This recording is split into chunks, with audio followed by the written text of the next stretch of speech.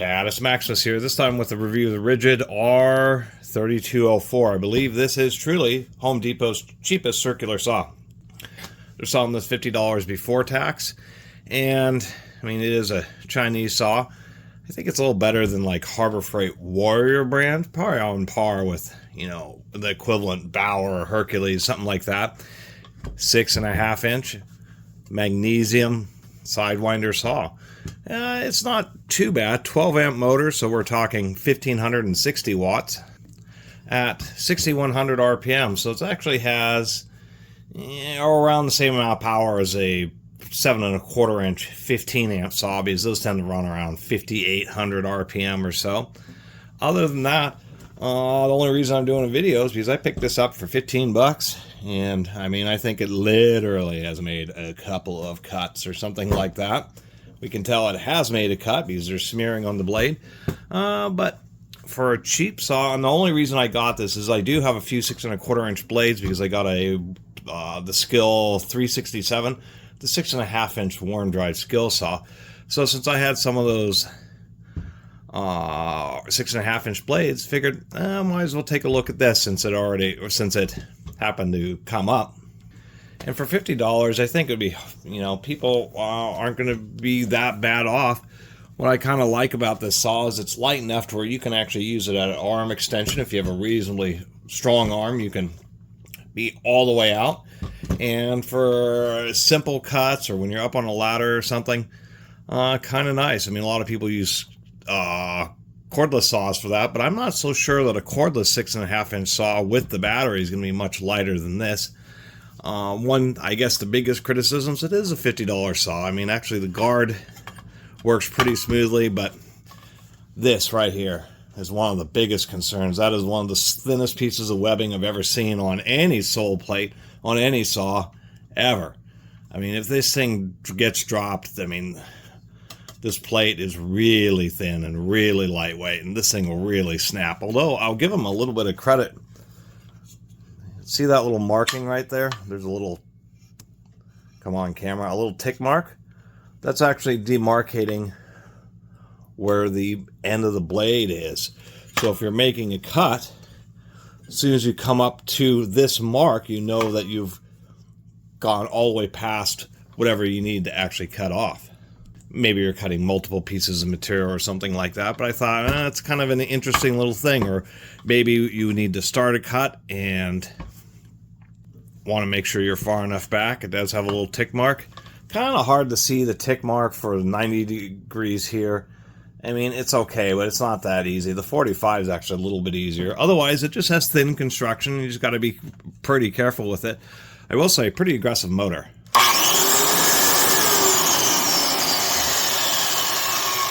Since this one's brand new, it does sound pretty decent, but man, it gets up to speed quick.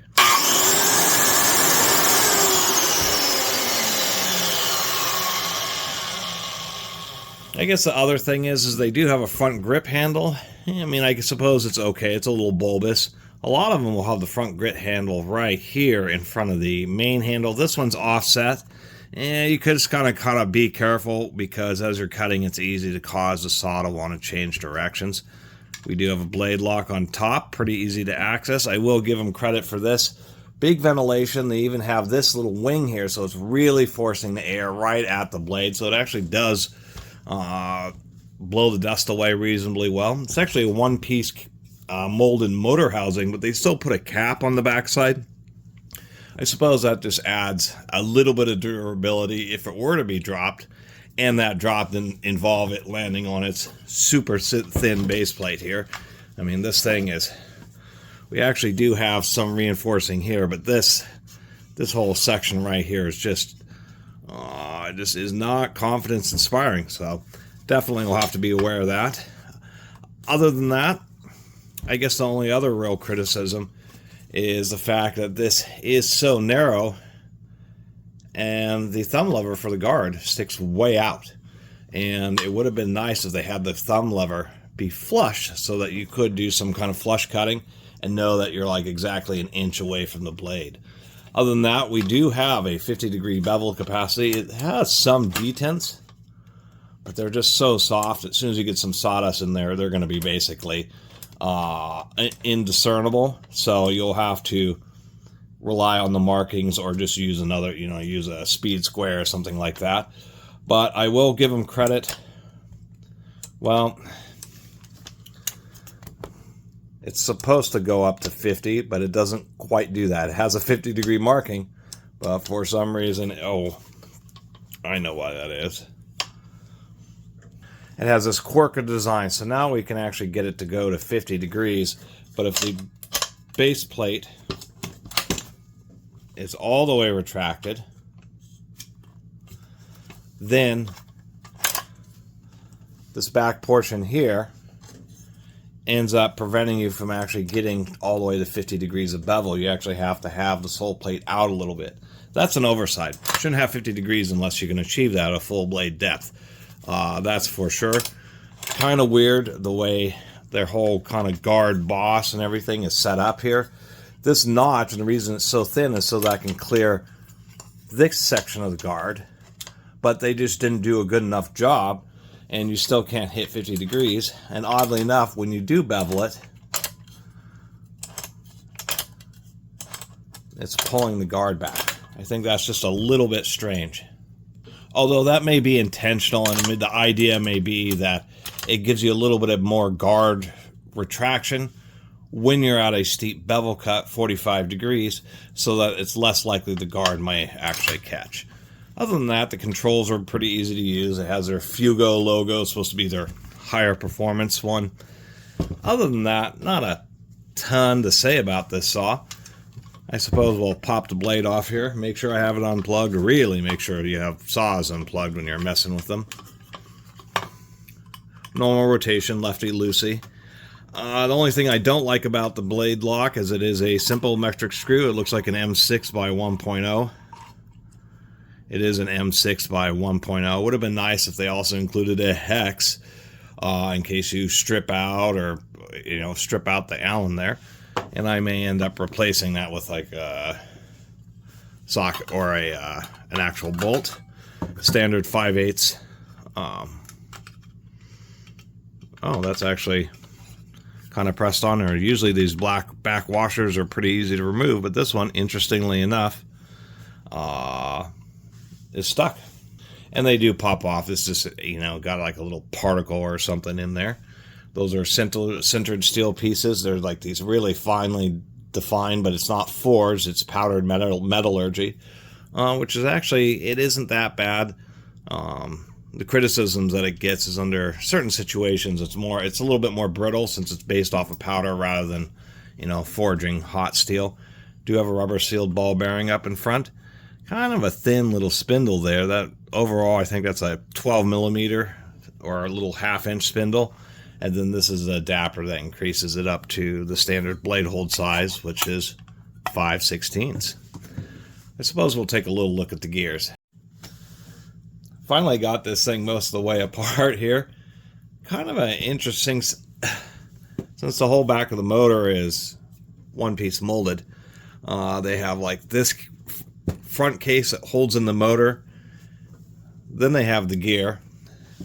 And then this whole housing goes over the top of this. So technically the gear's held in pretty well. And I will give them credit for that because I did a video of a Bosch CS5. It was a left-hand blade Sidewinder. And they just had 3 little screws that were just kind of sitting on the edge of the front piece here. And it was barely held on. And here's a $50 Ridgid, which is actually, it has a layered approach. Criticism, it is a kit nylon piece here. Generally that works okay. If the saw gets real hot and worked real hard, that heat can cause this plastic to soften up, and that's kind of a little bit of a disappointing factor. Other than that, decent sized gears, not quite enough grease in here from the factory, although that's a common thing with power tools. At least they got a decent size spindle there on the motor. It looks about 11 millimeters or 7/16 of an inch. We're looking at a 9-tooth. So that ought to actually hold up reasonably well.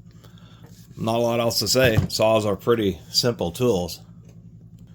And here's a better look at the sole plate. Really wish they would have charged like 10 more bucks, even $5 more to get it real thin to maximize depth of cut. They have it really kind of carved out here right under the gearbox, and you can see, I mean this plate, I can even get a little bit of flex. That's probably the biggest worry here. And then of course this section, get this out of my way here. Then of course this section here is just so darn thin.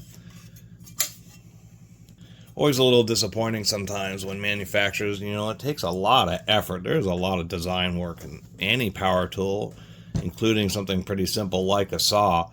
And to put in all that effort, hit those price targets and production or manufacturing cost targets, you know, they try to figure out how to, you know, cheap it out on a few areas. And I think trying to hit those targets ends up creating these kind of severe weak spots, where if those couple of weak spots didn't exist, something as simple as increasing this to, you know, making that out of aluminum, maybe spending a little bit extra money, not having a sleeve bearing but having a needle bearing in there, although that's not as big a deal, and having a more robust sole plate would actually make it a halfway decent saw.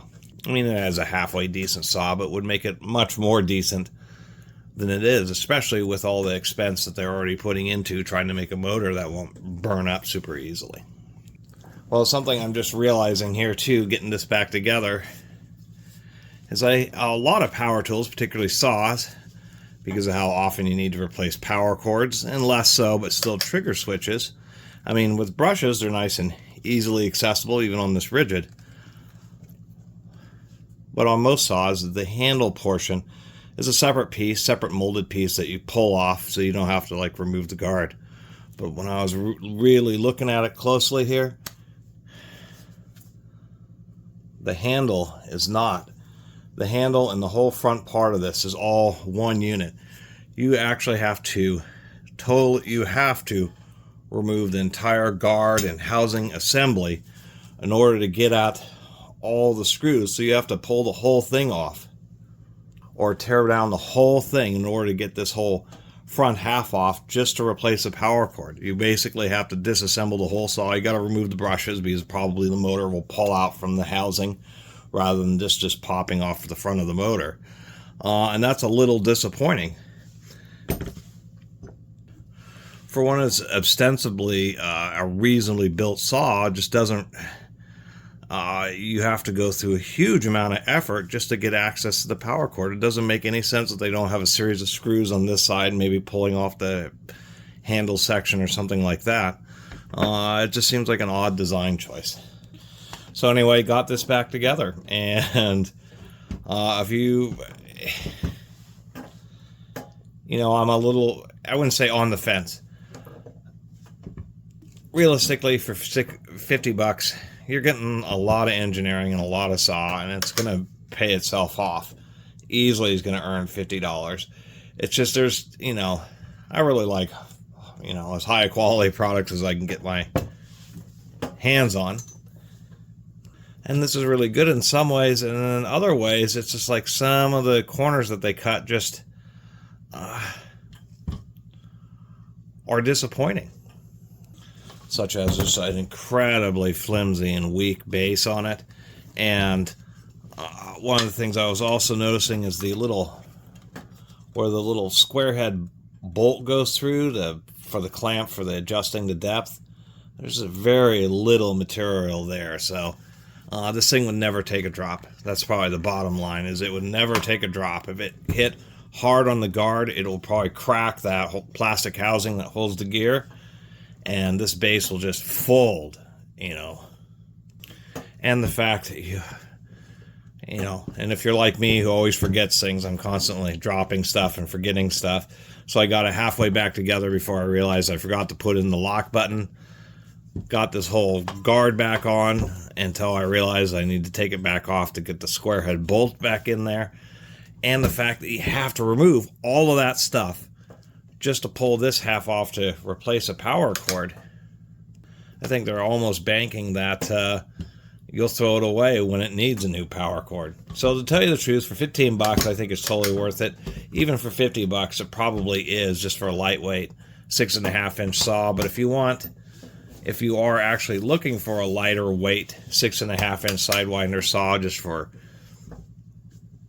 simpler tasks or awkward situations, working on roofs, that type of stuff, you know, I would certainly do some research. Maybe look at some Makitas or some Hitachis, or I think they're just Hikoki and Metabos now, and do a little, maybe even like, you know, Blow's Cobalt if they have a 6.5-inch, because this one's pretty good. And that's literally what it is. It's like designed to be a disposable saw. So looking around online, this saw is $50 on Home Depot's website, $49.97. And if you go on the parts websites, you're looking at around between $40 and $45 just for the base plate itself. It literally is almost as cheap to buy an entirely new, identical saw than it is to just buy the base plate alone, which just seems ludicrous to me. Anyway, thanks for watching.